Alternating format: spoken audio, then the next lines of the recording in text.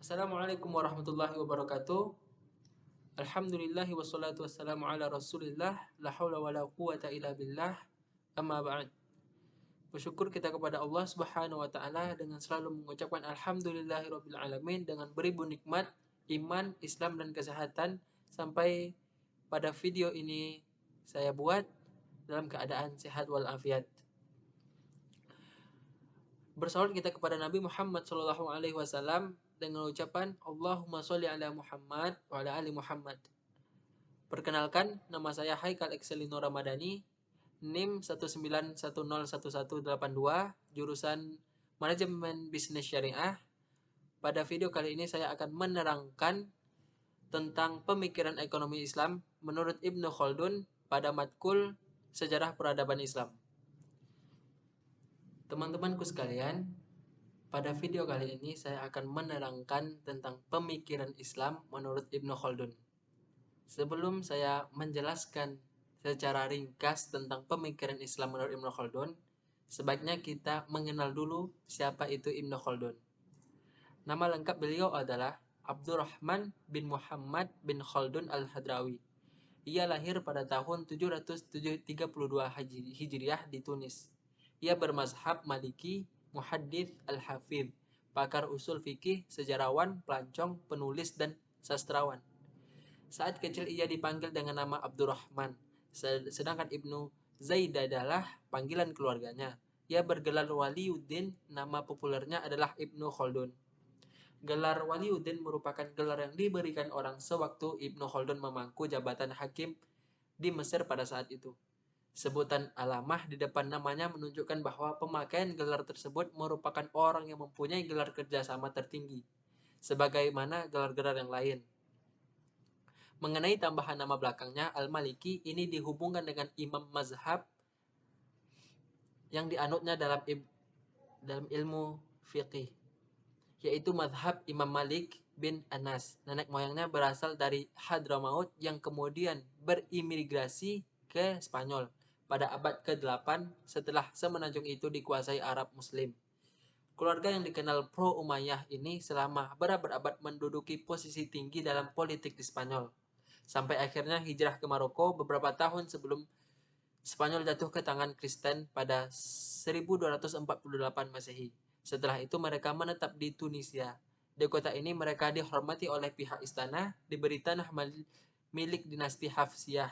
Latar belakang keluarga dari kelas atas ini rupanya menjadi salah satu faktor penting yang kemudian mewarnai karir hidup Ibnu Khaldun dalam politik sebelum ia terjun sepenuhnya ke dunia ilmu. Otak cerdas yang dimilikinya jelas turut bertanggung jawab mengapa ia tidak puas bila tetap berada di bawah. Orientasi ke atas inilah yang mendorongnya untuk terlibat dalam berbagai intrik politik yang melelahkan Afrika untuk dan Spanyol. Teman-temanku sekalian, setelah kita mengenal biografi Ibnu Khaldun, maka saya akan menerangkan secara ringkas tentang pemikiran Islam menurut Ibnu Khaldun. Salah satu karya fenomenal Ibnu Khaldun adalah kitab Al-Muqaddimah yang selesai penulisannya pada November 1377, sebuah kitab yang sangat menakjubkan karena isinya mencangkup berbagai aspek ilmu dan kehidupan manusia. Al-Muqaddimah secara harfiah berarti pembukaan atau introduksi dan merupakan jilid pembuka dari 7 jilid tulisan sejarah. Al-Muqaddimah mencoba untuk menjelaskan prinsip-prinsip yang menentukan kebangkitan dan keruntuhan dinasti yang berkuasa.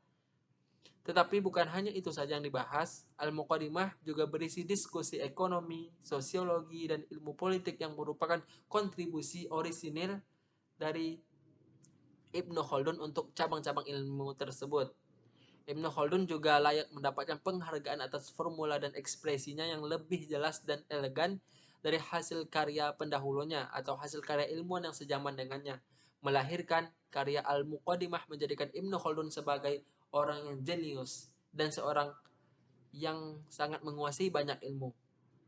Di dalam kitab ini, Ibnu Khaldun membincangkan berbagai topik seperti sejarah, geografi, matematik, agama, sistem kerajaan, sistem ekonomi, sistem pendidikan, dan lain sebagainya.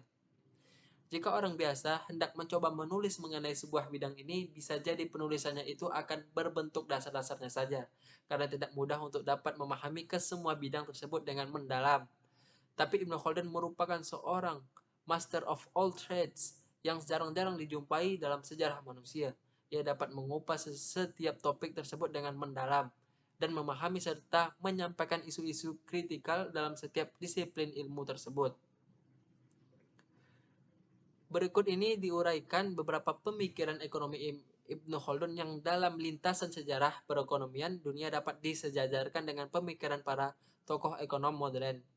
Wawasan Ibnu Khaldun terhadap beberapa prinsip-prinsip ekonomi sangat dalam dan jauh ke depan sehingga sejumlah teori yang dikemukakannya hampir 6 abad yang lalu sampai sekarang tidak diragukan merupakan perintis dari beberapa formula teori modern. Yang pertama adalah persoalan ekonomi. Soal-soal ekonomi dibicarakan oleh Ibnu Khaldun di dalam bukunya Al-Muqaddimah bagian kelima. Motif ekonomi timbul karena hasrat manusia yang tidak terbatas, sedangkan barang-barang yang akan memuaskan kebutuhannya itu sangat terbatas. Tetapi itu memecahkan soal-soal ekonomi haruslah dipandang dari dua sudut. Yang pertama adalah sudut tenaga dan dari sudut penggunaannya. Yang pertama tadi adalah tenaga. Untuk mengerjakan barang-barang, objektif untuk memenuhi kebutuhan sendiri adalah subjektif, dinamakan ma'ashi atau penghidupan. Yang kedua adalah tenaga untuk mengerjakan barang-barang yang memenuhi kebutuhan yang banyak, atau masal subjektif, dinamakan tamawul atau perusahaan. Yang kedua adalah usaha pribadi dan perusahaan umum. Pembagian ini ternyata juga di dalam kalimat-kalimat yang dipakai oleh Allah di dalam Al-Quran, surah Hud ayat 6, Allah memakai perkataan rizqi bagi segala makhluk yang melata di bumi. Dan di dalam ayat ini, Allah Subhanahu wa Ta'ala mewajibkan bagi tiap-tiap diri untuk mencari rezeki. Adapun perkataan kasab tidaklah boleh dipakai sedemikian. Di dalam surah Al-Baqarah ayat 141, Allah menggunakan perkataan kasab bagi usaha suatu umat bangsa. Kemudian pula dalam surah Ar-Rum ayat 41 Allah menegaskan bahwa dunia dipenuhi oleh kebinasaan dan kehancuran di daratan dan di lautan karena perebutan dan persaingan ekonomi antara manusia. Hal ini dengan jelas diuraikan oleh Ibnu Khaldun sebagai bagian dari proses ekonomi yang berjalan seiring dengan kehidupan umat manusia.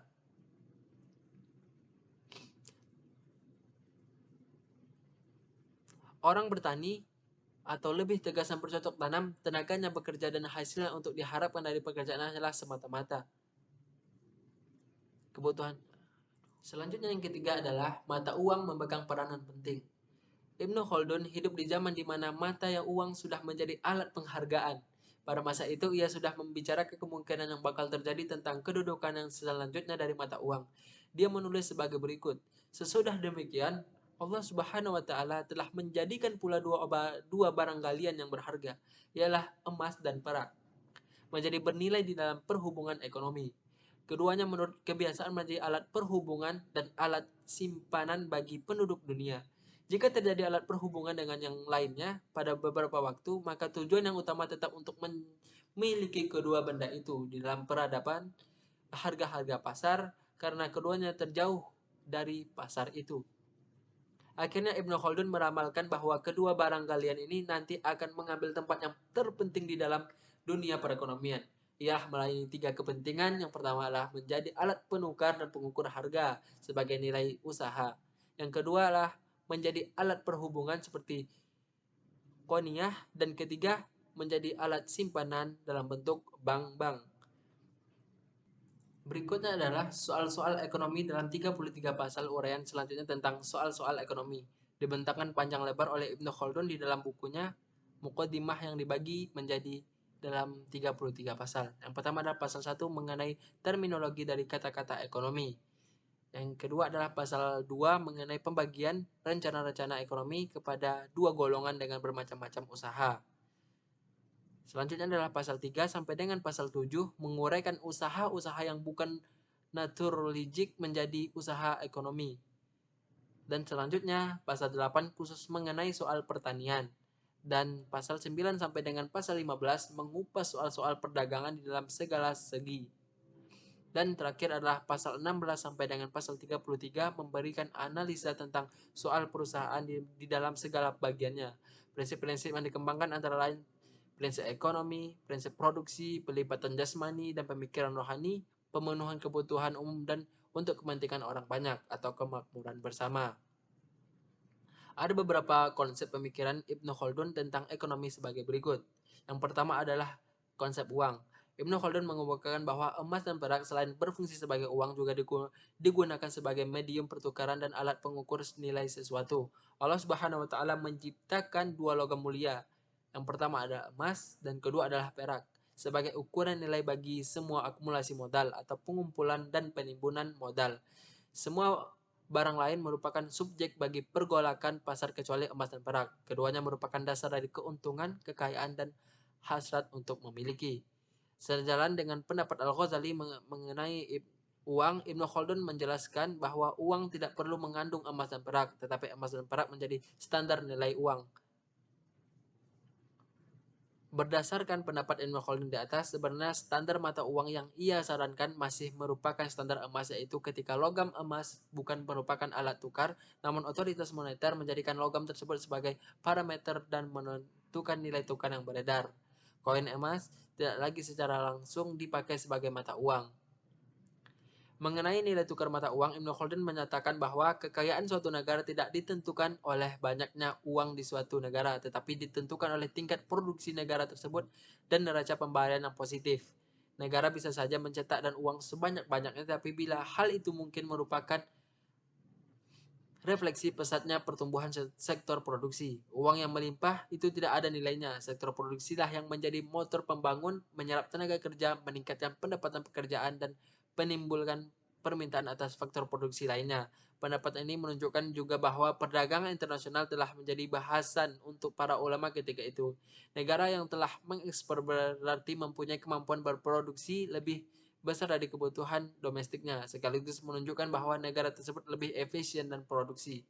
Selanjutnya adalah mekanisme harga.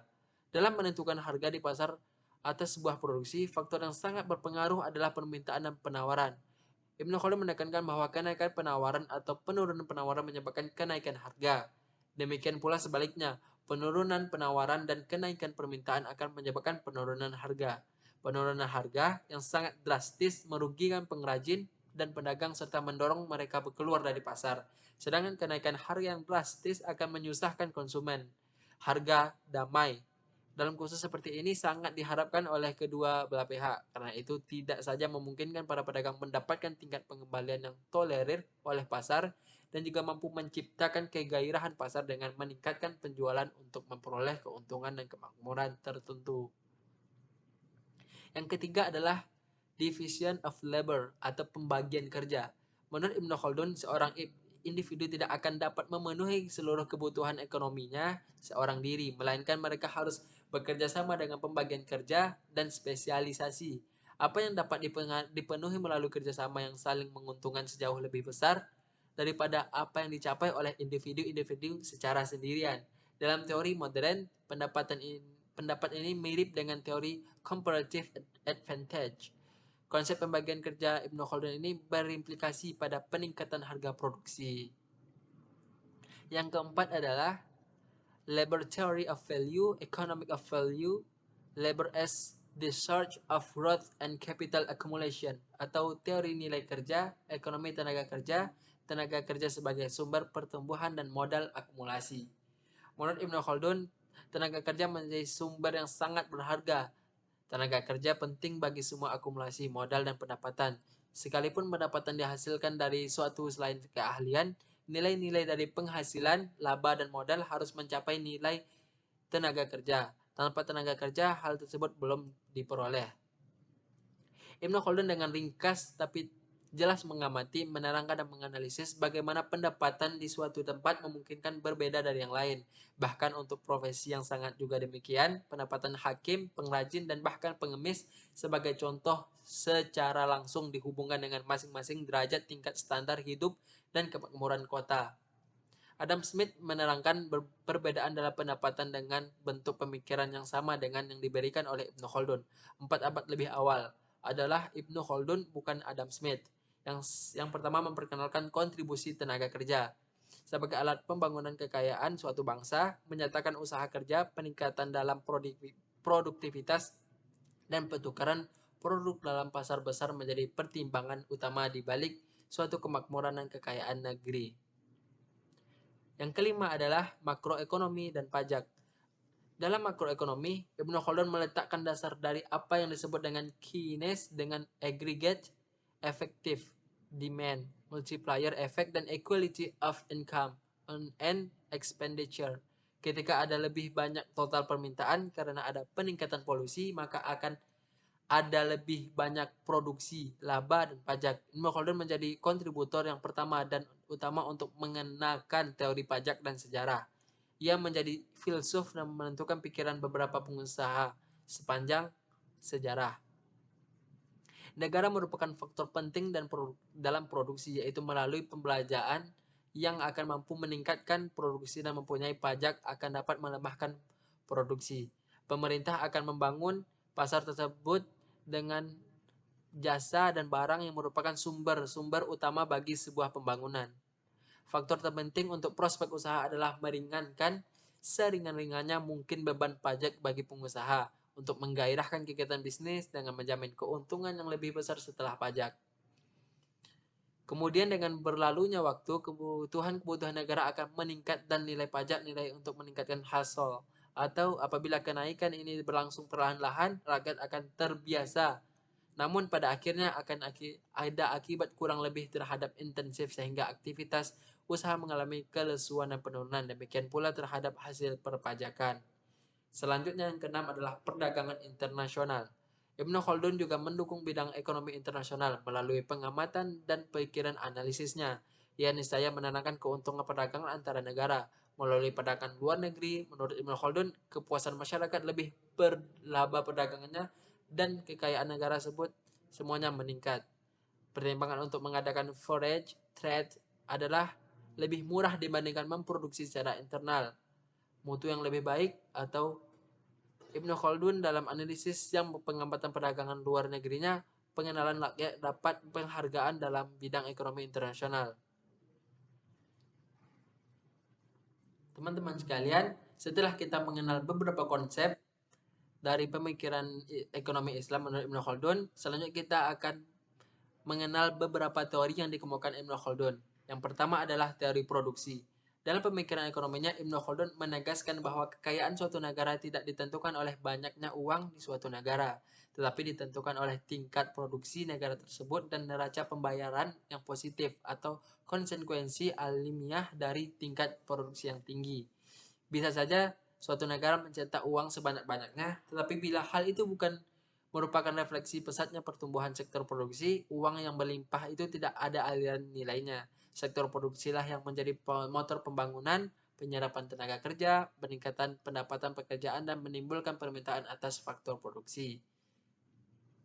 Bagi Ibnu Khaldun, produksi adalah aktivitas manusia yang diorganisasikan secara sosial dan internasional. Selanjutnya ada beberapa teori. Yang pertama adalah teori nilai, teori uang, dan teori harga. Yang pertama, teori nilai. Bagi Ibnu Khaldun, nilai suatu produk sama dengan jumlah tenaga kerja yang dikandungnya, atau laba yang dihasilkan manusia adalah nilai yang terrealisasi dari tenaga kerja. Yang kedua adalah teori uang. Bagi Ibnu Khaldun, logam yaitu emas dan perak adalah ukuran nilai. Logam-logam ini diterima secara alamiah sebagai uang di mana nilainya tidak dipengaruhi oleh fluktuasi subjektif. Ibnu Khaldun mendukung penggunaan emas dan perak sebagai standar moneter. Yang ketiga adalah teori harga. Bagi Ibnu Khaldun, harga adalah hasil dari hukum permintaan dan penawaran. Pengecualian satu-satunya dari hukum ini adalah harga emas dan harga perak, yang merupakan standar moneter. Semua barang-barang lainnya terkena fluktuasi harga yang tergantung pada pasar. Bila suatu barang langka dan banyak diminta, maka harganya tinggi.